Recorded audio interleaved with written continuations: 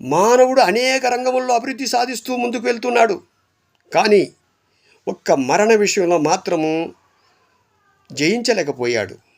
ఒకనాడు మరణించే శవమును శ్మశానం వైపు తీసుకుని వెళ్తూ ఉన్నప్పుడు సర్వేశ్వరుడు చూసి నవ్వుతూ ఉన్నాడు. రేపు మరణించు 4 శవములు ఈనాడు ఆ శవాన్ని మోస్తూ ఏడుస్తూ వెళ్తున్నది.